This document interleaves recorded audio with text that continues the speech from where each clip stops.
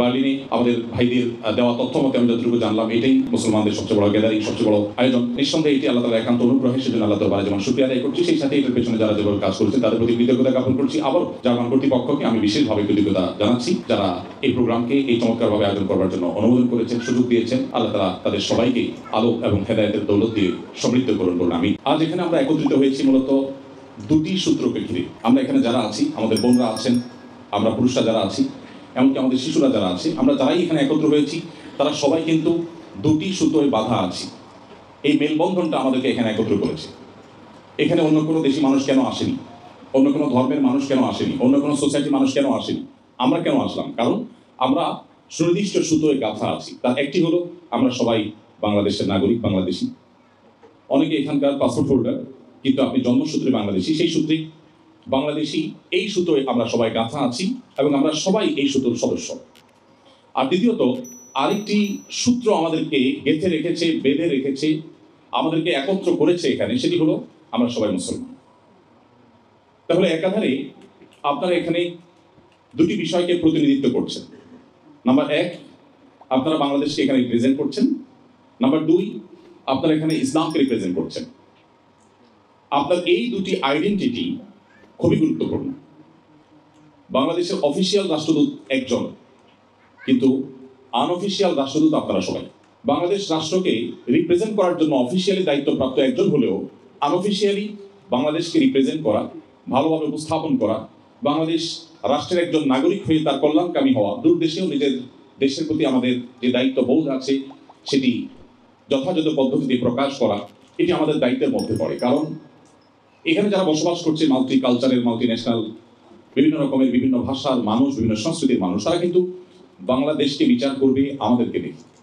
So আমরা কিন্তু জেনে হোক না জেনে হোক, বুঝে হোক না বুঝে হোক, আমরা কিন্তু বাংলাদেশকে রিপ্রেজেন্ট করছি। আপনি ভালো কিছু করলে যেরকম বাংলাদেশকে ভালোভাবে রিপ্রেজেন্ট করবেন, আপনার কোনো ভুল বা অন্যায় হলে সেটি কিন্তু বাংলাদেশকে খুব খারাপভাবে এখানে যারা আছে তাদের কাছে রিপ্রেজেন্ট করবে। আমি গতকাল একটি মেইল পেয়েছি। মেইলটা পেয়ে আমি বেশ আহত হয়েছি।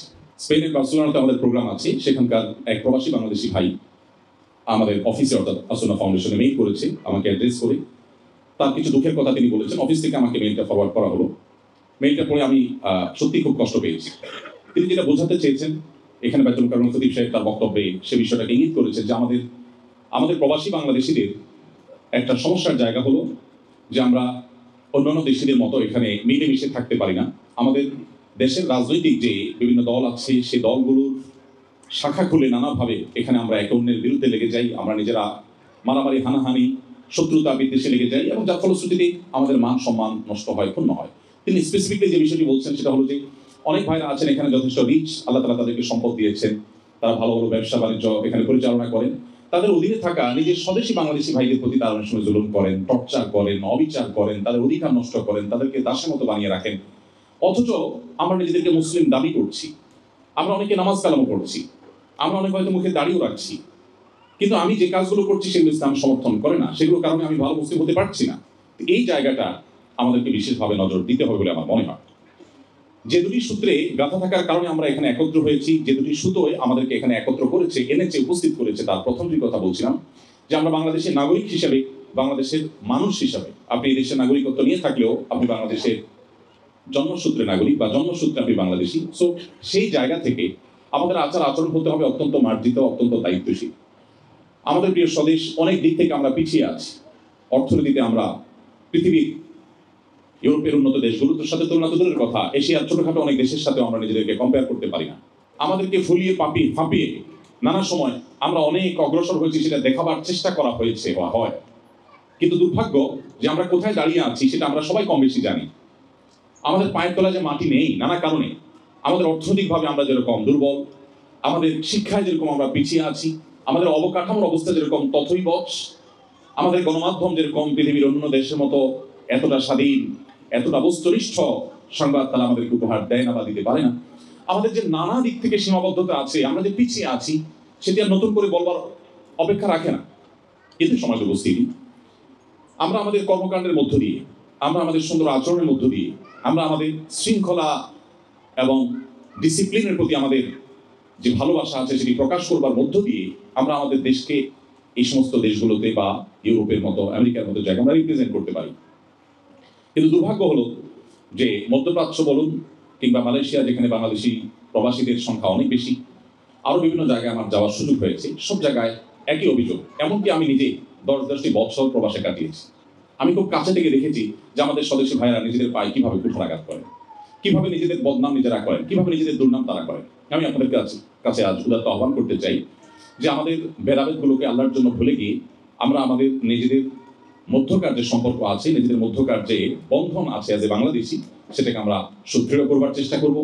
আমাদের সকল ভিন্ন মতগুলোকে যতটা মিনিমাইজ করা যায় সে চেষ্টা করব।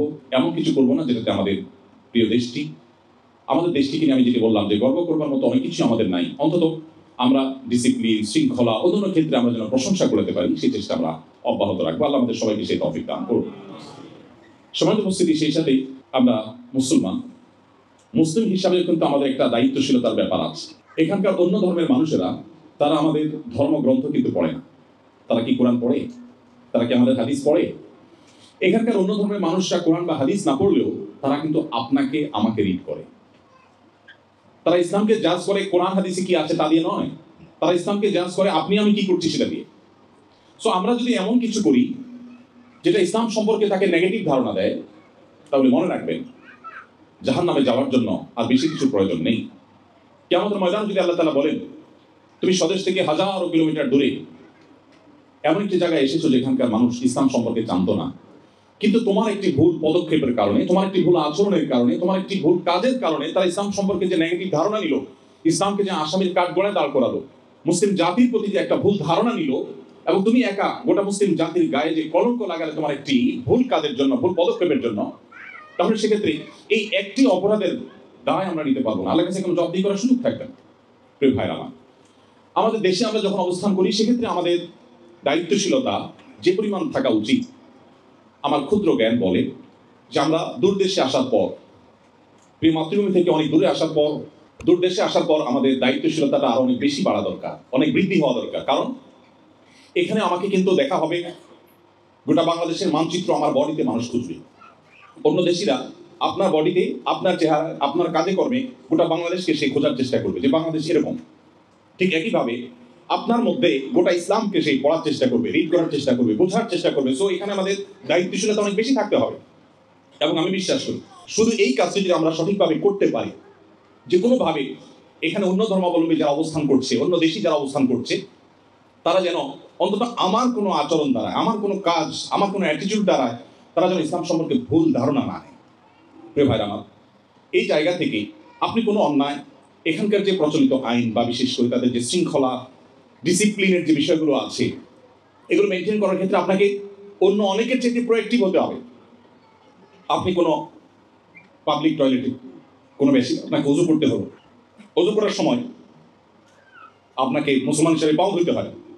পাও ধরতে করতে গিয়ে আপনি যদি বেশিনি পা তুলে অজু করেন, আশেপাশে মানুষ যেটা দেখতে অভ্যস্ত নয় তারা হয়তো খারাপ ধারণা করবে। অথবা আপনি পা ধুয়েছেন, ধোয়ার পর বা উজু করতে গিয়ে আপনার আশেপাশে পানি পড়েছে, পা তো আপনাকে ধুইতেই হবে। মোজার উপরে মাসে করার যে বিধিবিধান সেটার আওতায় যদি না পড়ে তাহলে পা তো আপনাকে ধুইতেই হবে। কিন্তু আপনার পা ধোয়ার জন্য এমন পলিসি বের করতে হবে যে দৃষ্টিকটু না হয় এবং ইসলাম বা মুসলমানদের সম্পর্কে ভুল ধারণা জন্ম না নেয়। এবং একই সময় উজু করার ফলে নিচে যদি পানি পড়ে থাকে, আমি চেষ্টা করি যেখানে যাই সে পানিগুলো নিজ দায়িত্বে টিস্যু নিয়ে সুন্দর করে পরিষ্কার করে আগের চেয়ে আরো পরিচ্ছন্ন করে রাখা, যাতে করে কোনো মুসলিম কোথাও কোনো অজুখানায় গিয়েছেন, এই কারণে অন্য ধর্মাবলম্বী যেন বিরক্ত না হয়, সেখানকার ক্লিনার যেন বিরক্ত না হয় যে একজন মুসলমান আসছে সে এখন এটাকে ময়লা করে দেবে। না, আমি আমার জায়গা থেকে দায়িত্বশীলতার পরিচয় সর্বোচ্চ দেওয়ার চেষ্টা করবো। আল্লাহ আমাদের সবাইকে সেই তৌফিক দান করুন। অতএব আপনাদের প্রতি আমাদের আহ্বান যে এখানকার যে শৃঙ্খলা, এখানকার যে ডিসিপ্লিন আছে, সেই ডিসিপ্লিন, সেই শৃঙ্খলা আপনারা মেনটেন করে চলবেন এবং এখানকার প্রচলিত যে ট্রাফিক আইন আছে, অন্যান্য আইন আছে, সেগুলোকেই অন্য সবার চেয়ে আপনারা বেশি মেনে চলার চেষ্টা করবেন। আল্লাহ আপনাদের সবাইকে সেই তৌফিক দান করুন। মনে রাখতে হবে আমাদের প্রিয় নবী সাল্লাল্লাহু আলাইহি ওয়াসাল্লাম ইসলামের সৌন্দর্য তিনি মানুষের সামনে তুলে ধরেছেন। আপনি যদি নবী সাল্লাল্লাহু আলাইহি ওয়াসাল্লামের সিরাত অধ্যয়ন করেন, আপনি দেখবেন শুধুমাত্র তার চরিত্র মাধুর্য দেখে দলে দলে মানুষ ইসলামের ছায়া চলে এসেছে।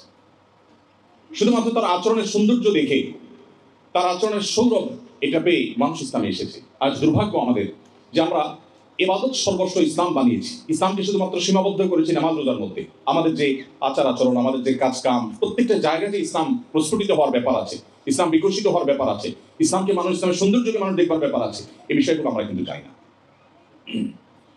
আমরা দেখি নবী সাল্লাল্লাহু আলাইহি ওয়াসাল্লাম হাদিসে আমাদেরকে বলা হয়েছে, তাবাসসুমুকা ফি ওয়াজহি আলা ওয়াজহি আখিকা সাদাকা। তোমার কোনো মুসলিম ভাইয়ের সাথে সাক্ষাৎ হলে বা কারোর সাথে সাক্ষাৎ হলে তুমি হাসি মুখে কথা বললে আল্লাহর কাছে সাদাকার সওয়াব পাবে।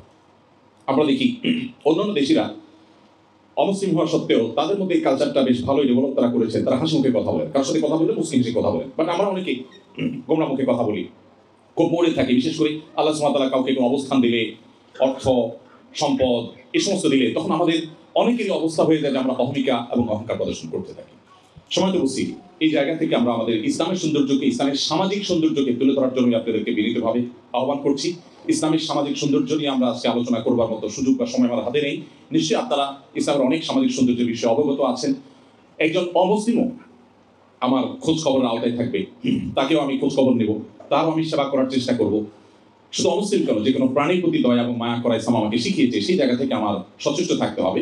এক কথায় আমার সার্বিক কর্মকাণ্ডের মাধ্যমে ইসলামের সৌন্দর্যগুলো যেন ফুটে ওঠে, এগুলো দেখে যেন মানুষ আগ্রহী হয়ে, কৌতূহলী হয়ে ইসলামকে রিড করতে চায়, কোরআন এবং হাদিসকে পড়তে চায়, যে ইসলামের সৌন্দর্য কি আছে। একজন মুসলিম যদি এত ভালো হয়, তাহলে কোরআন হাদিস না জানি আরো কত ভালো কিছু বলা আছে।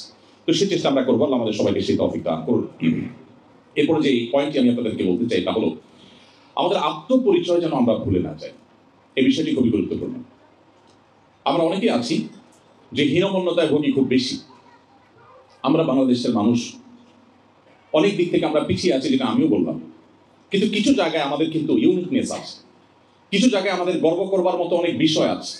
যেমন পারিবারিক ব্যবস্থাপনা, ফ্যামিলি ব্যবস্থাপনা পৃথিবীর অন্য অনেক দেশের চাইতে, পৃথিবীর অন্য অনেক প্রান্তের চাইতে আল্লাহর অনুগ্রহে আমরা ভালো অবস্থানে এখনো আছি। যদিও দুর্ভাগ্য, আমাদের এখন পারিবারিক অবস্থা খুব ভয়ঙ্কর লেভেলে চলে যাচ্ছে, আমাদের সংসারগুলো ভেঙে যাচ্ছে, দাম্পত্য সম্পর্কগুলো ঠুনকো হয়ে যাচ্ছে, স্বামী স্ত্রীর মধ্যে সম্পর্ক দিন দিন খারাপ হয়ে যাচ্ছে, বাবা মায়ের সাথে সন্তানের যে বন্ডিং এক সময় ছিল সেটা আস্তে আস্তে কমে যাচ্ছে, ভাই বোনের সাথে যে সৌহার্দ্যপূর্ণ সম্পর্ক আমাদের ঐতিহ্য ছিল সেটা আস্তে আস্তে হারিয়ে যাচ্ছে। তারপরেও আমরা স্টিল যে জায়গায় দাঁড়িয়ে আছি, পৃথিবীর অনেক উন্নত, অনেক সভ্য, অনেক শিক্ষিত, অনেক আধুনিক অনেক সমাজের চাইতে আমরা ভালো অবস্থানে আছি। আমি খুব দুঃখের সাথে লক্ষ্য করেছি, আমাদের অনেক ভাইয়েরা আছেন, আমাদের অনেক বোনরা আছেন, যারা নিজেদের আইডেন্টিটি ক্রাইসিসে তারা ভোগেন। তারা মনে করেন সব দিক থেকে আমাদের বোধ হয় অন্যদের মতো হয়ে যেতে হবে, অন্যদের সব কিছু বোধহয় আমার গায়ে মাখতে হবে, তাহলে বোধহয় আমি জাতে উঠতে পারবো, তাহলে বোধহয় আমি অনেক সভ্য হতে পারবো, তাহলে বোধহয় আমি অনেক স্মার্ট হতে পারবো। আমি খুব দৃঢ়তার সাথে বলতে চাই, আমাদের দেশের যে কালচার আছে, সেই কালচারটা বেশিরভাগ ক্ষেত্রেই আমরা জানি যে সেই কালচার সাথে ইসলামের সাথে সংঘর্ষ নেই। অর্থাৎ একাধারে আমি বাংলাদেশি এবং একাধারে আমি মুসলিম, আমার কমন কালচারের যে জায়গাগুলো আছে সেগুলোকে আমরা দূর দেশে থেকেও অত্যন্ত শক্তভাবে আলিঙ্গন করার চেষ্টা করব। আপনি যদি আপনার ইতিহাস, আপনার অতীত পৃথিবী থেকে মুছে ফেলতে না চান, আপনি যদি আপনার চিহ্ন পৃথিবীতে রেখে যেতে চান, আপনি যদি চান যে আপনার যে চেইন আছে, যেই চেইন ধরে আপনি এই পর্যন্ত পৃথিবীতে এসেছেন, এই চেইনটা আরো 200-400 বছর সামনে থাকুক, এটা যদি আপনি চান, তাহলে আপনাকে অবশ্যই আপনার যে আইডেন্টিটি আছে, আপনার যে পরিচয় আছে, গর্বের সাথে সেই পরিচয়কে আপনার ধারণ করবার সংগ্রাম আপনাকে চালাতে হবে। আপনার দুটি পরিচয়ের একটি হলো ভৌগোলিক পরিচয়, আপনি বাংলাদেশি, আরেকটি পরিচয় অনেক বড়, সেটি হলো আপনি একজন মুসলিম। সো মুসলমান হিসাবে আপনার যে পরিচয় আছে, আত্মপরিচয় আছে, এই পরিচয় নিয়ে আপনার কোনো প্রকার হেজিটেশন করা চলবে না। অতএব আপনার এই আত্মপরিচয়, এটাকে টিকিয়ে রাখবার জন্য আপনাকে সংগ্রামী হতে হবে। যদি আপনি একটা লাক্সারিয়াস লাইফের বিনিময়ে কিছু অর্থ করে আপনি সঞ্চয় করেছেন, আপনার জীবনে ভালো ক্যারিয়ার গড়ার সুযোগ পেয়েছেন, বিদেশে পাড়ি জমিয়েছেন, অনেকগুলো অর্থ করে কামিয়েছেন, এটার বিনিময়ে যদি আপনার পরিচয় আপনি বিলীন করে ফেলেন, আপনার পরিচয় যদি আপনি শেষ করে ফেলেন, আপনার পরিচয় যদি আপনার হারিয়ে ফেলেন, তাহলে আমি অত্যন্ত বিনয়ের সাথে আপনাকে বলতে চাই, আপনার এই ডিল, আপনার এই বাণিজ্য, আপনার এই ব্যবসা, আপনার এই কর্ম, এটা আপনাকে ক্ষতিগ্রস্ত করেছে। আপনি যা পেয়েছেন, হারিয়েছেন তার চাইতে অনেক বেশি কিছু। আপনি আপনার ঈমানকে বিসর্জন করবার বিনিময়ে যদি গোটা পৃথিবীর সকল রাজত্ব আপনার পায়ের কাছে এনে উপস্থিত করা হয়, তাহলে সেটা কম হবে। এই একটা কনসেপ্ট আমাদের কাছে ক্লিয়ার না থাকার কারণে আমরা অনেকেই ভিন্ন পরিবেশে এসে আমাদের নিজের যে স্বকীয়তা আছে, আমাদের যে বৈশিষ্ট্য আছে, বিশেষত্ব আছে, আমাদের যে ইউনিকনেস আছে, আমাদের যে ভালো দিকগুলো আছে, সেগুলোকে আমরা পানির সাথে মিশিয়ে ফেলি। আমার যদি ক্ষমতা থাকতো, সামর্থ্য থাকতো, সুযোগ থাকতো, আমি আপনাদের একজন করে হাতে হাত রেখে, চোখে চোখ রেখে, আপনাকে বুকে জড়িয়ে ধরে আমি বিনয়ের সাথে বলতাম, প্লিজ আপনি পৃথিবীর কোনো প্রলোভনে করে আপনার পরিচয় কোনোভাবে ভুলবেন না। যদি আপনি ভুলে যান, তাহলে মনে রাখবেন, ইমানের যে ধারা আপনার দাদা আপনার বাবার কাছে রেখে গেছেন, আপনার বাবা আপনার কাছে রেখে গেছেন, আপনি আপনার সন্তানের কাছে এটা রেখে যেতে পারছেন কিনা, এই বিষয়ে যদি স্ট্রং উত্তর আপনার ভেতর থেকে না আসে, তাহলে আপনার আরেকবার ভাবতে হবে যে আপনি সঠিক পথে আছেন নাকি ভুল পথে আছেন। আপনার আত্মপরিচয় যদি চলে যায়, আর কিছু পয়সা করি বা একটা লাক্সারিয়াস লাইফ আপনি পেলেন, একটা ভিন্ন ভালো পরিচয় আপনি পেলেন, যেটা নিয়ে অনেক প্রাউড করতে পারেন পৃথিবীতে, তাহলে আমি আবারও বলবো যে আপনি পৃথিবীর সবচেয়ে ক্ষতিগ্রস্ত মানুষগুলোর মধ্যে একজন হয়ে গেলেন। গ্রামে বসবাস করা সেই শিক্ষা বঞ্চিত অভাবী দরিদ্র মানুষ আপনার চেয়ে অনেক বেশি রিচ, তিনি আপনার চেয়ে অনেক বেশি সমৃদ্ধ, তিনি আপনার চেয়ে অনেক বেশি ধনী, যিনি তার পরিচয়টাকে ধরে রাখতে পেরেছেন। মনে রাখবেন, ইট একটা নির্দিষ্ট সময় যখন ইটের ভাটায় পোড়ানো হয়, একটা বিশেষ প্রসেসের মধ্য দিয়ে যখন সে ইটে পরিণত হয়, তখন সেই ইট কিন্তু সমুদ্রের পানিতেও যদি শত শত বছর পড়ে থাকে, তারপরেও তার অস্তিত্ব কিন্তু হারায় না, তার অস্তিত্ব ইট হিসাবেই থাকে। এই জন্য তার মূল্য কিন্তু ইট হিসাবেই দেখে সমাজ বা মানুষ। চুলোর মাটি একইভাবে সেও আগুনে পড়ে, কিন্তু আগুনে পড়ে সে ইট হতে পারে না, যার ফলশ্রুতিতে 10 বছর 20 বছর মাটির চুলার মাটি আগুনে পড়ার পরও কিন্তু পানিতে তাকে ফেলে দেওয়া হলে হয়তো কয়েক ঘন্টার মধ্যে গলে পানির সাথে একাকার হয়ে যায়। এখানে ইট এবং চুলার মাটির পার্থক্য। আপনি কি চুলার মাটি হবেন নাকি ইট হবেন, ডিসিশন আপনাকে নিতে হবে। আপনার আত্মপরিচয় কি আপনি ভুলে যাবেন, নাকি আত্মপরিচয় আপনি ধরে রাখবেন? আপনি নিজের স্বকীয়তায় ভাস্বর এবং উজ্জ্বল থাকবেন কি থাকবেন না, এই সিদ্ধান্ত আপনাকে এখনই নিতে হবে। আমি বিনয়ের সাথে আপনাদেরকে বলতে চাই যে মুসলমান পৃথিবীর যেখানেই যাবে, তার পরিচয় সে ভুলবে না, তার মিশন সে ভুলবে না, তার ভিশন সে ভুলবে না, তার লক্ষ্য থেকে সে বিচ্যুত হবে না। আমি সেজন্য আপনাদের সবাইকে আবারও যাতে আহ্বান করছি যে আমরা আমাদের নিজেদের পরিচয় এবং আইডেন্টিটি যেন ঠিক থাকে, সেভাবে আমরা নিজেদেরকে গড়ে তোলার চেষ্টা করবো ইনশাল্লাহ। এবং কোনোভাবেই জাতে ওঠার নাম করে আমাদের আইডেন্টিটি এটাকে নষ্ট করবার মতো কোনো কাজ যেন আমরা না করি, সেদিকে আমরা সচেষ্ট থাকবো। এরপর যে পয়েন্টটি আমি আপনাদেরকে দৃষ্টি আকর্ষণ করতে চাই, তা হলো পৃথিবীর প্রত্যেকটা দেশের প্রত্যেকটা সমাজের বিশেষ কিছু দিক থাকে, যে দিকগুলো একজন মুসলমান হিসেবে আমাদেরকে সতর্ক থাকতে হয়। আমরা আমাদের প্রিয় স্বদেশে যখন থাকি, তখনও অনেক কাজ সেখানে আছে যে কাজগুলো থেকে মুসলমান হিসেবে আমাকে বেঁচে থাকতে হয়, শরীর আমার জন্য হারাম করেছে, সেই বিষয়গুলো থেকে এই পরিবেশে আপনাদেরকে বিশেষভাবে সতর্ক থাকতে হবে। আপনার যে সমস্ত অপরাধগুলো, যে সমস্ত গুনাহগুলো এখানে অহরহ হয়ে থাকে, বা গুনাহগুলো করবার জন্য হাতছানি আপনাকে দিয়ে সবসময় ডাকছে, সেই গুনাহগুলো থেকে বাঁচার জন্য আপনাকে বিশেষভাবে সংগ্রাম চালাতে হবে, বিশেষভাবে বেঁচে থাকার চেষ্টা করতে হবে। মনে রাখবেন, মুসলিম সেই জাতি, যে জাতি মুহাম্মদ সাল্লাল্লাহু আলাইহি সাল্লামের কাছ থেকে এমন এক দীক্ষা লাভ করেছিলেন যে পৃথিবীর কোনো লোক তাদেরকে তাদের আদর্শ থেকে বিচ্যুত করতে পারেনি। আপনারা জানেন যে তুরস্কের ইস্তাম্বুলে সাহাবীর কবর আছে। আপনারা জানেন চায়নায় প্রিয় নবী সাল্লাল্লাহু আলাইহি সাল্লামের সাহাবীর কবর আছে। রাশিয়াতে, পৃথিবীর বিভিন্ন দূর দূরান্তে আমাদের নবী সাল্লাল্লাহু আলাইহি সাল্লামের প্রিয় সাহাবীদের কবর আছে। তারা সবাই এসেছেন সেখানে তাদের ইসলামের সৌন্দর্যকে গোটা পৃথিবীতে সৌরভকে ছড়িয়ে দিতে, মানুষকে আলোর পথে আহ্বান করতে এসেছেন। তারা কেউ সেখানে নিজেদের আত্মপরিচয় বিলীন করে দেওয়ার মতো কোনো কাজ তারা করেননি, বা সেরকম কোনো বিষয় তাদের দ্বারা হয়নি, যার কারণে তারা চলে গেছেন। তাদের আদর্শ বুক উঁচু করে, মাথা উঁচু করে পৃথিবীতে এখনো টিকে আছে, 1500 বছর পর্যন্ত টিকে আছে। আমি সেজন্য আবারও বলতে চাই, আপনি যদি হারিয়ে যেতে না চান পৃথিবী থেকে, তাহলে আপনার আত্মপরিচয়কে টিকিয়ে রাখার সংগ্রামে আপনি আপসহীন থাকতে হবে। সম্মানিত উপস্থিতি, সেজন্য বিশেষ বিশেষ যে সমস্ত গুনাহগুলো এই পরিবেশে হয়ে থাকে, সেই গুনাহগুলো থেকে আপনাদের বেঁচে থাকার জন্য অত্যন্ত যত্নশীল হতে হবে। আরেকটি বিষয় আপনাদের আমি দৃষ্টি আকর্ষণ করতে চাই, তা হলো আপনারা সবাই জানেন প্রত্যেকটা সমাজের ভালো এবং মন্দ দিক আছে।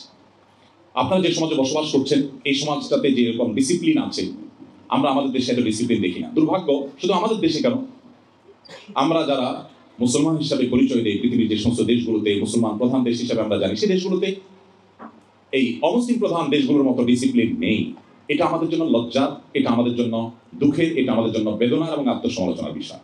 আমরা জানি ইসলাম শৃঙ্খলার কথা বলে, আমাদের প্রিয় নবী সাল্লাল্লাহু আলাইহি ওয়াসাল্লামের যে সুন্নাহ, এই পুরো সুন্নাহ আমাদেরকে শুধু শৃঙ্খলার কথা বলে। আপনি দেখবেন আমাদের প্রিয় নবী সাল্লাল্লাহু আলাইহি ওয়াসাল্লাম রাতে তাড়াতাড়ি ঘুমানোর জন্য নির্দেশ করতেন। আমাদের দেশে ইসলাম প্রচারের নামে রাত 10টা 11টা 12টায় দূর দূরান্তে মাইক লাগিয়ে ওয়াজ মাহফিল করা হয়। আমি ব্যক্তিগতভাবে বিনয়ের সাথে ওয়াজ মাহফিলে যে মাঝে মধ্যে আমাকেও করতে হয়, কিন্তু এর বিরুদ্ধে আমি সোচ্চার যে আমার প্রিয় নবী সাল্লাল্লাহু আলাইহি ওয়াসাল্লাম এভাবে করতে বলেননি।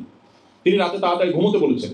তার সেই লাইফস্টাইল আপনারা এখানে দেখতে পাচ্ছেন। এখানে মানুষ তাড়াতাড়ি ঘুমিয়ে যায়। শুধু এখানে কেন, আপনি অমুসলিম প্রধান বিভিন্ন দেশে যান, আপনি আমেরিকাতে চলে যান, তাদের অনেক জিনিস আছে যেখানে আপনি সমালোচনা করতে পারেন, কিন্তু তাদের সমাজে আপনি দেখবেন মানুষ তাড়াতাড়ি রাতে ঘুমিয়ে যায়। তারা ভোরে উঠে কাজ শুরু করে, এরা ভোরে উঠে কাজ শুরু করে, ফজরের সময় রাস্তায় সিগনালে গাড়ি সিরিয়াল পড়ে যায়। অথচ এই দৃশ্যটা দেখার কথা ছিল মুসলমানদের মধ্যে। দুর্ভাগ্য আমাদের যে আমাদের সমাজে, মুসলমানদের সমাজে, আপনি মিডল ইস্টে যদি চলে যান, মিডল ইস্টের প্রত্যেকটা দেশে আপনি দেখবেন রাত 10টা 11টার পরে রাত শুরু হয়, আর সকালে ফজরের পরে তাদের ঘুম শুরু হয়। আপনারা অনেকেই জানেন। তো নবী করিম সাল্লাল্লাহু আলাইহি ওয়াসাল্লামের অনেক সুন্নাহ এখানে আছে। এটি অমুসলিম সমাজ থাকা সত্ত্বেও, অমুসলিম প্রধান সমাজ থাকা সত্ত্বেও এখানে মুসলমান কম, ইসলাম অনেক ক্ষেত্রে সমাজে অনেক বেশি। মুসলমানের সংখ্যা কম, বাট ইসলামের সৌন্দর্যগুলো এখানে অনেক বেশি। তারা যে জেনে সেটাকে অনুসরণ করছে আমি তা বলছি না, হয়তো তারা জানেও না, কিন্তু তারা যখন নবী সাল্লাল্লাহু আলাইহি ওয়াসাল্লামের সেই সুন্নাহকে ফলো করছে, তারা কিন্তু তারা সুফল পাচ্ছে।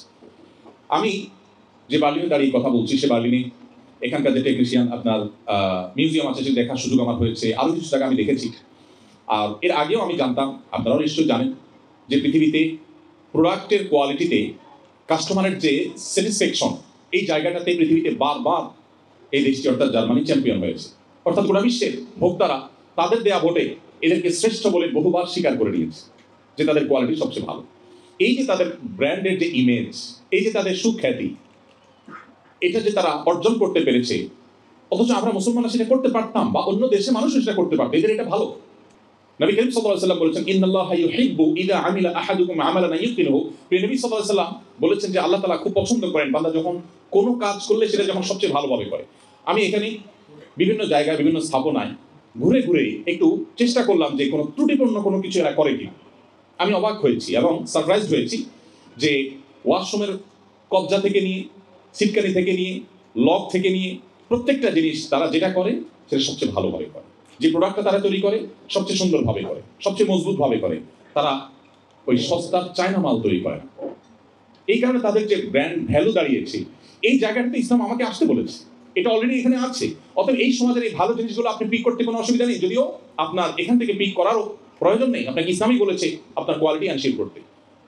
যে কোনো কাজ আপনি করবেন সেটা সবচেয়ে ভালোভাবে করবেন, আপনার দায়িত্ব, আপনার কর্তব্য, আপনার পেশাগত কাজ সবচেয়ে সুন্দরভাবে সম্পাদনা করবেন, আপনি আল্লাহর কাছে সবচেয়ে প্রিয় পাত্র হবেন। অতএব ইসলামটাকে আমাদের এখানে নতুন করে বোঝার সুযোগ হয়েছে। আমরা কোরআন এবং হাদিসে যে কথাগুলো বলা আছে তার অনেকগুলোর ইমপ্লিমেন্টেশন, অনেকগুলোর বাস্তবায়ন, অনেকগুলোর প্রয়োগ এখানে আমরা দেখতে পাচ্ছি।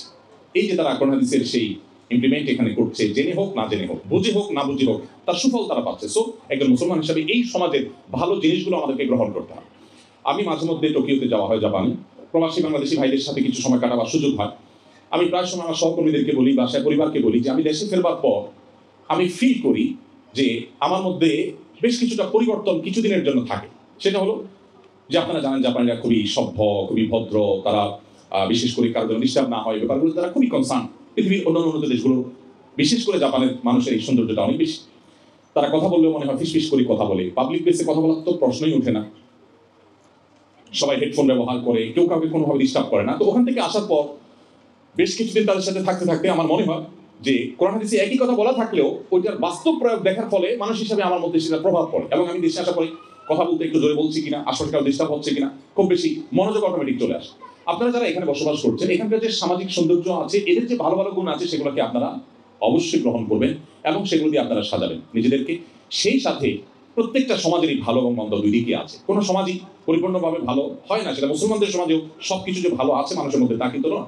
সো এখানকার খারাপ জিনিসগুলো যেন আমরা পিক না করি। এখানকার যে জিনিসগুলো শরিয়ার সাথে সাংঘর্ষিক, কোরআন সুন্নাহর সাথে সাংঘর্ষিক, আপনার ওই যে মুসলিম আইডেন্টিটিকে যেটা নষ্ট করতে পারে, সেই জিনিসগুলো অনুগ্রহ করে আমরা কোনো অবস্থায় যেন পিক না করি। আল্লাহ আমাদের সেই তৌফিক দান করুন। সম্মানিত ভাইরা, এরপর আমি হালাল উপার্জনে একটু কথা বলতে চাই। আপনারা অনেকে আছেন যে অনেক মসজিদ মাদ্রাসা আপনারা করেছেন, অনেক দান সাদেক আপনারা করেন, কিন্তু হালাল উপার্জনের পরে আমরা অনেকেই খুব বেশি সিরিয়াস না। অথচ হালাল উপার্জনটা আমাদের নাজাত এবং মুক্তির পূর্ব শর্ত। আমি জানি অনেকে সম্পদের পাহাড় গড়েছেন, কিন্তু হালাল হারাম বাজ বিচার করেন নাই। এখনো অনেক কিছু করছেন যেটা আপনি খেয়াল করছেন না। আমাদেরকে মনে রাখতে হবে, কোরআনে কারিমে আল্লাহ তাআলা তার নবী রাসূলদেরকে অ্যাড্রেস করে বলেছেন, ইয়া আইয়ুহার রাসূলু কুলু মিনাত তাইয়্যিবাতি ওয়া আমালুস সালিহাত। হে নবী রাসূলগণ, আপনারা নেকামল করুন, হালাল ভক্ষণ করুন, হালাল উপার্জন করুন, এরপর আল্লাহ বলেছেন নেকামল করুন। কুলু মিনাত তাইয়্যিবাতি ওয়া আমালু সালিহা। আল্লাহ আগে বলেছেন কুলু মিনাত তাইয়্যিবাত, আগে হালাল খেতে বলেছেন, এরপরে বলেছেন নেকামল। আর আমাদের টেন্ডেন্সি হলো, বিশেষ করে বাংলাদেশের প্রেক্ষাপটে আমাদের বাংলাদেশি ভাইদের মধ্যে এক ধরনের মানসিকতা, যে আমরা মনে করি টাকা পয়সা আগে কামাই করে নিই, হালাল হারাম বাজ বিচার করে না করে যেভাবে হোক আমি টাকা কামাই করে নিই দুই হাতে। একটা পর্যায়ে এসে আমি বিরাট দায় রেখে দিব, জুব্বা লাগাই ফেলবো, হুজুর হয়ে যাব, আমি অনেক নেকামল করব, অনেক মসজিদ মাদ্রাসা করব, হুজুরদেরকে অনেক বড় বড় অ্যামাউন্ট দিয়ে দিব, মাহফিল করব, তাতে কি হবে? তাতে বোধহয় আমার আগে সব হালাল হয়ে যাবে। আসলে কি তাই? আসলে কি তাই? কোনো অবস্থাতেই একজন মুসলমান তিনি হালাল উপার্জনের ক্ষেত্রে কম্প্রোমাইজ করতে পারেন না, তিনি হারামে জড়াতে পারেন না। কারণ যদি আপনি হারামে জড়ান, তাহলে সবচেয়ে বড় যে ক্ষতি হবে, তাহলে আপনার ইবাদতের স্বাদ এবং তৃপ্তি নষ্ট হয়ে যাবে, আপনার ইবাদত করতে ভালো লাগবে না, আপনার দোয়া কবুল হবে না। এবং হারাম উপার্জনকারী দেহ, নবী সাল্লাল্লাহু আলাইহি ওয়াসাল্লাম বলেছেন, জান্নাতে প্রবেশ করবে না। আপনি যত নেকামল করেন, যত মসজিদ মাদ্রাসা বানান, যত হুজুর থেকে হাদিয়া তোফা দেন, যত মাহফিল করেন, আপনার উপার্জন যদি হারাম হয়, আল্লাহ সুবহানাহু ওয়া তাআলার কাছে আপনি নাজাত বা মুক্তি লাভ করতে পারবেন না। এই জায়গাটাতেও আমাদের মুসলমানদের পরিচয় দিতে হবে। আমাদের বন্ধুদেরকে বলবো যে আপনারা আপনাদের স্বামীদেরকে, আপনাদের অভিভাবকদেরকে, আপনাদের পুরুষ সদস্য যারা আছে পরিবারের, ছেলে হোক, স্বামী হোক, বাবা হোক, তাদেরকে আপনারা হালাল উপার্জনের জন্য সবসময় উৎসাহ দিবেন। হাসান বসরি রহমতুল্লাহি আলাইহি এবং তার সময়কার যে সমস্ত তাবিঈরা ছিলেন, তাদের সময়কার মেয়েদের ব্যাপারে তারা বলেছেন যে তারা তাদের স্বামীদেরকে বলতেন যে বাহিরে যাচ্ছ উপার্জন করতে, যদি হালাল উপার্জন করতে পারো আলহামদুলিল্লাহ, যদি হালাল না পাও তো খালি হাতে ফিরবে, আমরা না খেয়ে থাকবো, তারপর হারামের সাথে কম্প্রোমাইজ করবো না। আমি উদাত্তভাবে আপনাদেরকে আহ্বান করতে চাই যে হালাল উপার্জনের ক্ষেত্রে আমরা যেন নো কম্প্রোমাইজের জায়গায় থাকি। এরপর যে বিষয়টি আমি বলতে চাই, আপনাদের দৃষ্টি আকর্ষণ করতে চাই, তা হলো আমাদের সবারই পরিবারের হয়তো কিছু সদস্য আমাদের সাথে আছেন, পরিবার অন্য যে সমস্ত সদস্যগুলো আছেন তারা কিন্তু দেশে আছেন। অতএব আমরা যেন আমাদের পরিবারের সদস্যদের সাথে ভালো সম্পর্ক রাখি। পরিবারের যে মানুষদের সাথে বন্ধন, এটা মুসলমানদের মধ্যে তুলনামূলকভাবে পৃথিবীর অন্য যে কোনো জাতির চাইতে ভালো আলহামদুলিল্লাহ। অবশ্য সাবকন্টিনেন্টে শুধু মুসলমান কেন, আমাদের দেশের হিন্দু ভাইদের মধ্যেও এই জিনিসটা অনেক ভালো, যে পারিবারিক বন্ধন অনেক স্ট্রং। আমি আপনাদেরকে বলতে চাই যে অনেকে আছেন প্রবাসে আসার পর একটা সময় পরিবারের লোকদের প্রতি বিরক্ত হয়। অবশ্য বিরক্ত হওয়ার যথেষ্ট কারণ আছে, কারণ দেশে থাকা আত্মীয় স্বজনের বেশিরভাগই প্রবাসীদেরকে শুধু টাকার মেশিন হিসাবে ট্রিট করেন, জাস্ট টাকার মেশিন। মনে করেন যে তারা শুধুমাত্র টাকা পয়সা দিবেন আর দেশে যারা আছেন তারা বসে বসে খাবেন। আপনারা জানেন যে আমার একটা অর্গানাইজেশন আছে, আসুন্নাহ ফাউন্ডেশন। আসুন্নাহ ফাউন্ডেশন থেকে আমরা একটা পলিসি মেনে চলি, সেটা হলো আমরা কোনো অভাবী, কোনো দুস্থ, কোনো গরিব মানুষকে সচরাচর বিশেষ কোনো কেস না থাকলে, যেমন এখন বন্যা যারা ক্ষতিগ্রস্ত হয়েছেন কৃষক, তাদেরকে আমরা মোবাইল ব্যাংকিং এর মাধ্যমে 30 কোটি টাকা পাঠাচ্ছি। ইতিমধ্যে বেশিরভাগ টাকা পাঠানো হয়ে গেছে আলহামদুলিল্লাহ, বাকি টাকা অন প্রসেস আছে, চলছে, যাচ্ছে তাদের কাছে। এখানে কৃষকদের বীজ কেনার জন্য, অন্যান্য কাজের জন্য তাদেরকে আমরা নগদ অর্থ সহায়তা করছি। এর বাইরে আমাদের কাছে কোনো গরিব এসে যদি বলে ভাই আমাকে একটু সাহায্য করে, কিভাবে সাহায্য করব? আপনার ফাউন্ডেশন থেকে আমাকে 20,000 টাকা দেন, আমি একটা ব্যবসা করবো। আমরা বলি না, টাকা দিয়ে ব্যবসা হয় না, ব্যবসার জন্য আইডিয়া দরকার হয়, পরিশ্রম দরকার হয়। সো তাকে আমরা অফার করি যে আমাদের আসুন্নাহ স্কিল ডেভেলপমেন্ট ইনস্টিটিউট আছে, আপনি সেখানে ভর্তি হন। সেখানে আপনি যে পর্যায়ে হন, মহিলাদের জন্য আলাদা, মেয়েদের জন্য স্মার্ট টেইলারিং এবং ব্লক বাটিকের ট্রেনিং এর আমাদের সেকশন আছে, সেখানে মেয়েরা ট্রেনিং নিচ্ছে। ট্রেনিং এর পর তাদের পিছনে এক একজন বোনদের পিছনে, এক একজন মহিলার পিছনে আমরা 1 লক্ষ টাকা প্রায় খরচ করি। ট্রেনিং এর পর তাদেরকে 100% থাকা খাওয়া ফ্রি করি। একটা নামমাত্র টোকেন মাইনে নেওয়া হয় শুধু তার সিরিয়াসনেসের জন্য, আর সম্পূর্ণ টাকা ফ্রি তাকে দিয়ে ট্রেনিং করানোর পর তাকে বাসায় কাজ করবার উপযোগিতা তৈরি করবার জন্য যা যা লাগে, মেশিন থেকে নিয়ে, সুতা থেকে নিয়ে, কেচে থেকে নিয়ে, সবকিছু কিনে আমরা তাকে দিয়ে দিই। এবং তৈরি করার পর তিনি বাসায় গিয়ে প্রোডাক্ট তৈরি করার পর ওই প্রোডাক্টগুলো আমি আমার ফেস ভ্যালু দিয়ে সেল করে দেওয়ার চেষ্টা করি। আমাদের বিভিন্ন প্রোগ্রামে, বিভিন্ন ইভেন্টে আমরা তাদের স্টল করে দিই, তারা তাদের মালগুলো বিক্রি করে তারা টাকা নিয়ে যান। এভাবে আমাদের বোনদেরকে আমরা স্বাবলম্বী করার চেষ্টা করি। পুরুষ কেউ যদি অভাবী আসে, আমরা বলি তুমি যদি অশিক্ষিত হও, স্বল্প শিক্ষিত হও, তুমি আমাদের ড্রাইভিং স্কুলে ভর্তি হয়ে যাও। তোমার যদি আগ্রহ থাকে সেক্ষেত্রে আমার সে প্রশিক্ষণ আছে, সেখানে ভর্তি হয়ে যাও। তুমি যদি এইচএসসি কমপ্লিট করে থাকো তাহলে আমাদের কম্পিউটার বিভিন্ন কোর্স আছে, স্মল বিজনেস ম্যানেজমেন্ট কোর্স আছে, অফিস ম্যানেজমেন্ট কোর্স আছে, অ্যাকাউন্টিং এর উপরে কোর্স আছে, সেগুলো করো। তুমি যদি গ্রাজুয়েশন করা থাকো তাহলে সেক্ষেত্রে আমাদের ওয়েব ডেভেলপমেন্ট কোর্স আছে, সেগুলো করো। ট্রেনিং এর পর 100% এই মানুষগুলোকে আমরা চাকরি দেওয়ার চেষ্টা করি। আমার এক্সপিরিয়েন্স আপনাদের সাথে শেয়ারের জন্য করছি। আপনারা প্রবাসী হিসাবে আমি জানি আপনাদের দিকে দেশের শত শত মানুষ তাকিয়ে আছে, পুরো গ্রামের মানুষ তাকিয়ে আছে, শুধু আত্মীয় স্বজন। কেউ ডিমান্ড করছে একটা মোবাইল, কেউ ডিমান্ড করছে যে আপনি তাকে একটা বাইক কিনে দিবেন, কেউ হয়তো ডিমান্ড করছে তাকে আপনি কিছু ক্যাশ টাকা দিবেন। আমি আপনাদেরকে অনুরোধ করবো যে প্রবাসী হিসাবে আমাদের এই প্যারাটা নিতে হয়, কিন্তু এটার কারণে আমরা অনেকে বিরক্ত হয়ে আত্মীয় স্বজনের সাথে সম্পর্ক ছিন্ন করে দিই। আমি আপনাদেরকে বলতে চাই যে আপনারা এই জায়গাটাতে একজন মুসলমান হিসাবে আত্মীয় স্বজনের সাথে সুসম্পর্ক বজায় রাখার ক্ষেত্রে আপনাদেরকে নো কম্প্রোমাইজের লেভেলে যেতে হবে। কোনোভাবে আত্মীয় স্বজনের সম্পর্ক নষ্ট করা যাবে না। অনেক বোন আছে যারা স্বামীদেরকে তাদের ভাই বোনদের সাথে সুসম্পর্ক বজায় রাখার ক্ষেত্রে বাধা সৃষ্টি করে, বা অ্যাটলিস্ট মন খারাপ করেন যে এত কেন।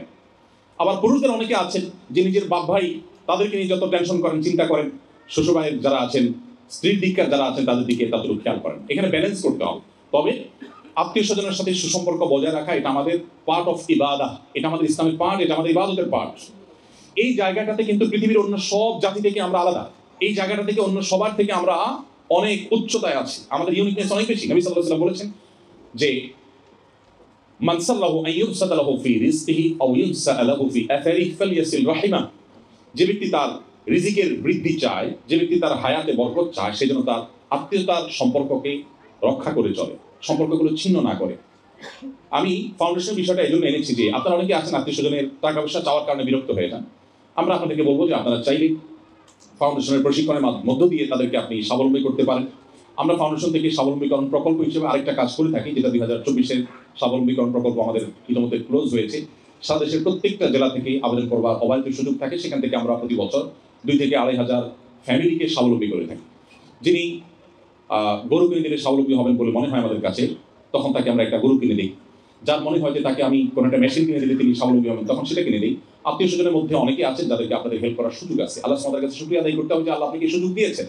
আপনি যদি এই সুযোগ না পেতেন, উন্নত দেশে না আসতেন, কিছু উপার্জন করতে না পারতেন, তাহলে সেক্ষেত্রে আপনাকে হয়তো অন্য কারোর কাছে ধর্ণা দিতে হতো, হাত পাততে হতো। সো বিরক্ত না হয়ে আমাদেরকে এখানে ধৈর্য ধারণ করতে হবে এবং নিজের দেশে থাকা রক্ত সম্পর্কে আত্মীয়দেরকে ভুললে চলবে না। এই জায়গাটাতে আমাদের খুব ভালো করে মনোযোগী হতে হবে। অনেকে আছেন প্রবাসী এসে একটা সময় নিজের ভাই বোন আত্মীয় স্বজন যারা আছেন তাদেরকে আর মনে রাখেন না, তারা এসে তাদেরকে ভুলে যান। তো এই জায়গাটাতে আমি আপনাদেরকে বিশেষভাবে অ্যাড্রেস করতে চাই।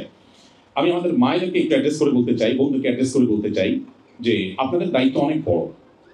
আপনারা যারা এখানে আছেন, আপনাদের ছেলেমেয়েরা আছে, আপনাদের দায়িত্বে সামান্য একটু অবহেলার কারণে যদি আপনার সন্তানটা একটু বিপদগামিতার দিকে চলে যায়, তো আল্লাহ সুবহানাহু ওয়া তাআলার কাছে এই জবাবদিহি করা বড় কঠিন হবে, বড় কঠিন হবে। আমি অনেক দেশে দেখেছি আমাদের প্রবাসী বাংলাদেশিদের যে তাদের সন্তানদের আইডেন্টিটি তারা মুছে ফেলে দিয়েছে। এবং নবী সাল্লাল্লাহু আলাইহি ওয়াসাল্লামের সেই হাদিসটি আপনারা নিশ্চয়ই শুনেছেন বারবার। নবী সাল্লাল্লাহু আলাইহি ওয়াসাল্লাম বলেছেন, কুল্লু মাউলুদিন ইউলাদু আলাল ফিতরা। প্রতিটি মানুষ, প্রতিটি শিশু জন্মগ্রহণ করে ইসলামের উপরে। কোন শিশু কিন্তু অমুসলিম হয়ে জন্মগ্রহণ করে না। সো প্রত্যেকটা শিশু বাই বর্ন মুসলিম, ইল্লা আন্না আবওয়াহু ইউহাউবিদানিহি আও ইউনাসসিরানিহি আও ইউজিসানিহি। তবে তার বাবা মা, শিশু যদি কখনো বিপদগামী হয়, ইসলাম থেকে বিচ্যুত হয়ে যায়, তার জন্য পরিপূর্ণ দায় বেশিরভাগ ক্ষেত্রে বাবা মায়ের। কোনো কোনো ক্ষেত্রে বাবা মার শত প্রচেষ্টা সত্ত্বেও সে বিপদগামী হয়, সেটা ভিন্ন। তবে বেশিরভাগ ক্ষেত্রেই বাবা মার দায়িত্বশীলতার অভাবে, তাদের ভুল সিদ্ধান্তের কারণে, ভুল পদক্ষেপের কারণে তাদের সন্তানরা বিপদগামী হয়। সো মায়েদেরকে বলতে চাই, আপনার সন্তানের মধ্যে ঈমানের বীজ বপন করা, তার মধ্যে ইসলাম সম্পূর্ণরূপে তার মধ্যে ধীরে ধীরে গড়ে তোলা, ইসলামের মধ্য দিয়ে তাকে বড় করা, এটা আপনাদের অনেক বড় একটা দায়িত্ব। সো মামুদেরকে বলতে চাই, এই দায়িত্বটা পালনে আপনারা যথেষ্ট সচেষ্ট হতে হবে। আমাদের অনেক বন্ধুরা আছেন বলেন যে আমার হাতে কাজ নেই, বাচ্চারা স্কুলে চলে যায়, হাজবেন্ড কাজে চলে যায়, আমি কি করবো? তাহলে আমি বোধহয় কিছু একটা করি। সন্দেহ নেই, আপনি যদি শরিয়ার সীমানার মধ্যে থেকে করতে চান সেক্ষেত্রে করার সুযোগ আছে। বাট আপনি আপনার ঘরে যদি কাজ করতে চান, তাহলে আপনার কাজ করতে করতে পাগল হওয়ার মতো অনেক কাজ আপনার কাছে আছে। আপনি হয়তো আইডিয়া খুঁজে পাচ্ছেন না। আপনার বাসায় বসে আপনার স্কুলে থাকা বাচ্চাটার জন্য নানা প্ল্যান প্রোগ্রাম করতে পারেন। তার মনে অনেক কোয়েশ্চেন থাকে এখানকার প্রতিকূল পরিবেশে, সেই কোয়েশ্চেনগুলোর অ্যান্সার আপনাকে দিতে হবে, আপনি তাকে কনভিন্স করতে হবে। আপনি না পারলে অন্য কারো সহযোগিতা নিতে হবে, কারো সাহায্য নিতে হবে, কিন্তু দিন শেষে আপনাকে করতে হবে। অনেক ভাইরা আছে যারা এই ক্ষেত্রে তারা উপার্জনের জন্য ব্যস্ত থাকার কারণে তারা সময় দিতে পারেন না। মায়েদের এখানে দায়িত্বটা অনেক বেশি। এই জন্য বোনদেরকে আমরা বলবো, আল্লাহকে ভয় করবেন। মনে রাখবেন, আপনার সন্তান যদি ঈমান হারা হয়ে যায়, তাহলে আপনার জাহান্নামে যাওয়ার জন্য শুধু এই একটা জিনিসই যথেষ্ট হতে পারে। আর আমাদের তরুণরা যারা আছে তাদেরকে আমি একটু কয়েকটি কথা বলে শেষ করবো ইনশাআল্লাহ। তরুণ বন্ধুরা, আমাদের প্রিয় নবী সাল্লাল্লাহু আলাইহি ওয়াসাল্লাম তরুণদেরকে অনেক বেশি ভালোবাসতেন। আপনারা জানেন, তিনি শুধুমাত্র তরুণদেরকে অ্যাড্রেস করে করে বলেছেন ইয়া মাশারাশ শাবাব। বিভিন্ন হাদিসে বলেছেন হে যুবক সম্প্রদায়, হে ইয়াংসরা, হে তরুণরা। এভাবে নবী সাল্লাল্লাহু আলাইহি ওয়াসাল্লাম বিভিন্ন সময় ইয়াংদেরকে আলাদা করে অ্যাড্রেস করে করে তার মনে কিছু আকুতির কথা বলেছেন। নবী করিম সাল্লাল্লাহু আলাইহি ওয়াসাল্লামের সভাসদে, তার মজলিসে যেমন সিনিয়রদের জায়গা ছিল, তেমন তরুণ আলী ইবনে আবি তালেব তার ডিসিশন মেকারদের একজন ছিলেন। তার ডিসিশন মেকারদের একজন ছিলেন বেলাল রাদিয়াল্লাহু তাআলা আনহু। তার সভাসদে, তার পরামর্শদাতাদের মধ্যে থেকে ছিলেন মুসআব ইবনে উমাইরের মতো মানুষ, যাদেরকে তিনি অনেক বেশি স্নেহ করতেন। আব্দুল ইবনে ওমর, আব্দুল ইবনে আব্বাস, আব্দুল ইবনে মাসউদ, আমি কত নাম বলবো, রিদওয়ানুল্লাহি তাআলা আজমাইন। তারা সবাই বয়সে তরুণ ছিলেন, কিন্তু নবী সাল্লাল্লাহু আলাইহি ওয়াসাল্লাম অত্যন্ত পছন্দের, তার ভালোবাসা, তার অত্যন্ত কাছের মানুষ ছিলেন। তো এই জায়গা থেকে আমি আপনাদেরকে বলতে চাই, আপনারা আজ ইসলামের সৌন্দর্যকে গোটা বিশ্বে প্রতিষ্ঠিত করতে হবে। আজকে মুসলমানদের যে দুর্দশা, মুসলমানদের যে পিছিয়ে থাকা, আমাদের যে দুরবস্থা, এটা থেকে উদ্ধার করবার জন্য আপনাদেরকে এগিয়ে আসতে হবে। আপনারা যদি এখানে পড়ালেখা করেন, জ্ঞানে বিজ্ঞানে আপনারা উন্নত হন, মুসলিম জাতির মুখকে উজ্জ্বল করবার জন্য, মুসলিমদেরকে মাথা উঁচু করে দাঁড়াতে সাহায্য করবার জন্য, তাহলে আপনার এই পড়াশোনাটাও পার্ট অফ ইবাদা হবে। আপনার উদ্দেশ্য যদি হয়, ইন্টেনশন যদি হয় যে আজকে মুসলমানদের যে দুর্দশা দুর্গতি, মুসলমানদের যে দুর্নাম গোটা পৃথিবীতে, আমি সেটাকে ঘোচাবার চেষ্টা করব। আমি বড় একজন সায়েন্টিস্ট হই, আমি একজন বড় ইঞ্জিনিয়ার হই, আমি একজন বড় প্রকৌশলী হই, বড় একজন ডক্টর হই, মুসলমানদের মুখকে উজ্জ্বল করব, বিশ্বের দরবারে মুসলমানদের মাথা উঁচু করে আমি তুলে ধরবো। এই যদি আপনার ইন্টেনশন হয়, তো মনে রাখবেন আপনার এখানকার কলেজ ইউনিভার্সিটির পড়াশোনাটা এটাও একটা ইবাদত হবে, নেকামল হবে। অতএব উদ্দেশ্য যেন ভালো হয় এবং ইসলামের জন্য আপনার নিজেকে যেন আপনি উৎসর্গ করতে পারেন। মনে রাখবেন, ভোগের জন্য কোনো যোগ্যতার প্রয়োজন হয় না, ত্যাগের জন্য যোগ্যতার প্রয়োজন হয়। আপনি এখানে লাক্সারিয়াস লাইফ লিড করতে পারছেন, নানাভাবে আপনি ভোগ উপভোগ করতে পারছেন, কিন্তু এর চেয়ে ইম্পর্টেন্ট হলো আপনি বিশ্ব মানবতার জন্য অনেক অবদান রাখবার সুযোগ আপনার আছে। বিশেষ করে মুসলমান জাতি আজ নেতৃত্বহীন, আপনারা তরুণদেরকে কিন্তু নেতৃত্ব দিতে হবে। এই জন্য ইসলামটা ভালো করে রপ্ত করে, ইসলামটা ভালো করে প্র্যাকটিস করে, সেই সাথে আপনার পড়াশোনা, আপনার পেশাগত দায়িত্ব সর্বোচ্চ সুন্দরভাবে আপনাকে পালন করতে হবে। সেটা যদি আপনি করতে পারেন, তাহলে আবারও সেই ওমর ইবনে আব্দুল আজিজের সময় মুসলমানদের যেরকম মুখ উজ্জ্বল ছিল, আমাদের মুখ আবার উজ্জ্বল হবে। আমরা আপনাদের দিকে তাকিয়ে আছি। আপনাদের আত্মপরিচয় আপনারা ঠিক রেখে, ইসলাম চর্চা এবং প্র্যাকটিস ঠিক রেখে আপনারা এগিয়ে যাবেন, সেই প্রত্যাশা আপনাদের কাছে। আমি তরুণ বন্ধুদেরকে বলতে চাই যে আপনারা অমুসলিম বন্ধুদের মধ্যে থেকে আপনাদের নিজেদের আইডেন্টিটিকে আপনারা মুছে ফেলবেন না। আইডেন্টিটিকে আপনারা যথাসম্ভব ধরে রাখার চেষ্টা করবেন। আর স্পেশালি আপনাদের প্রতি আমার অনুরোধ, আপনারা মুসলমানদের ইতিহাসটা একটু পড়বেন। দেখুন, মুসলমানদের অনেক দুর্নাম করা হয়, বিশ্বব্যাপী মুসলমানদেরকে অপরাধের কাঠগড়ায় দাঁড় করানো হয়। আপনারা কি জানেন, আমাদের প্রিয় নবী সাল্লাল্লাহু আলাইহি ওয়াসাল্লাম তিনি 27টি যুদ্ধে সশরীরে অংশগ্রহণ করেছেন।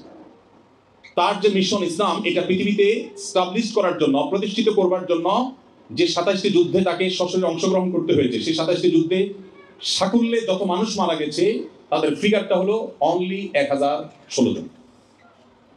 1016 জন মানুষ মারা গেছে তার 27টি যুদ্ধে। গোটা দেশ, গোটা বিশ্বে ইসলাম প্রতিষ্ঠিত হয়েছে মাত্র তার জন্য মূল্য দিতে হয়েছে 1016 জন মানুষের জীবন। এর মধ্যে 600 জন তাদের প্রতিশ্রুতি ভঙ্গের দায়ে তারা দণ্ডিত হয়ে মৃত্যুদণ্ড পেয়েছে, সেটা বাদ দিলে আর শুধুমাত্র 400 জন মানুষ তারা যুদ্ধে মারা গেছে। 27টি যুদ্ধে মাত্র 400 জন। আজকাল তো একটা ইউনিয়ন দখল নিয়ে যখন যুদ্ধ হয় বা মারামারি হয়, রাজনৈতিক কোন্দল আমাদের দেশে কত 400 মারা যায়। আমাদের দেশের প্রেক্ষিতে বাংলা একটা কথা আছে, মাছের মায়ের পুত্র শোক নেই। বাঙালি মায়ের এত সন্তান যে কোন রাজনৈতিক হাঙ্গামায়, গন্ডগোলে কত মানুষ মারা গেল, এগুলো দেখবার সময় এখনো পত্রিকায় 2-4 জন মারা গেলে নিউজ হয় না। এখন ডজন বা আরো বড় কোনো ফিগার মারা গেলে তখন ভালো করে পত্রিকা নিউজ হয়। আমাদের জীবন মূল্য এত কম হয়ে গেছে। তো প্রিয় নবী সাল্লাল্লাহু আলাইহি ওয়াসাল্লাম ইসলাম প্রতিষ্ঠিত করতে গিয়ে পৃথিবীতে মাত্র 1016 জন মানুষকে জীবন দিতে হয়েছে।